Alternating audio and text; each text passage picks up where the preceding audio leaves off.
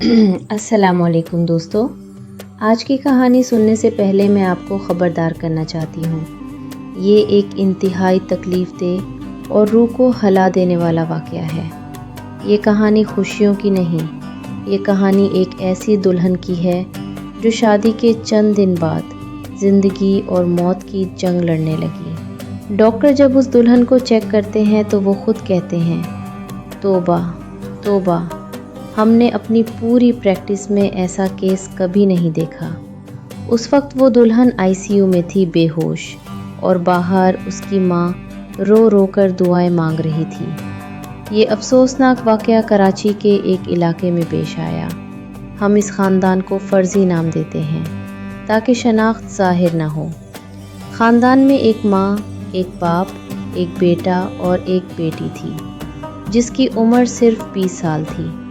15 जून को बेटी की शादी खुशियों और रसूमात के साथ की गई। सबको लगा कि अब उसकी नई ज़िंदगी शुरू हो रही है, लेकिन हकीकत बहुत खौफनाक थी। शादी के तीसरे ही दिन शौहर ने अपनी बीवी के साथ ज़बरदस्ती गैर फितरी तरीके से जिस्मानी ताल्लुक़ कायम किया।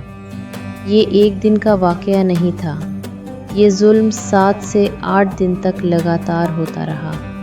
दुल्हन रोती रही, मुन्नतें करती रही, लेकिन वो नहीं रुका और जब उसने किसी को बताने की कोशिश की तो उसे धमकी दी गई, अगर किसी को बताया तो उससे भी ज़्यादा अज़ियत दूंगा। डरी हुई दुल्हन आखिरकार अपनी माँ को फ़ोन करती है और सिर्फ इतना कहती है, अम्मी, मेरी तबीयत बहुत ख़राब है, बराहे मेहरबानी आ जाएं।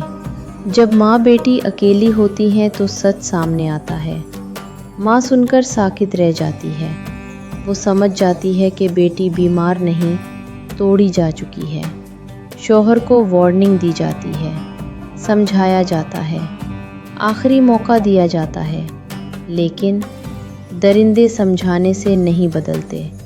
चंद दिन बाद इसी शख्स के हाथों दुल्हन की हालत इतनी बिगड़ जाती है कि उसे तशवीशनाक हालत में अस्पताल मुंतकिल किया जाता है।